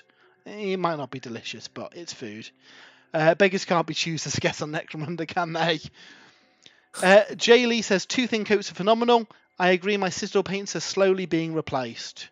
Yeah, the metallics in particular are amazing. Over on Twitch, sorry. Tim says, not especially. Trying to pick a model for our club's annual painting contest for the local model show somehow ended up being defending champion, so the pressure's on. Nice. And flat on flat is a pain. Let me switch windows here.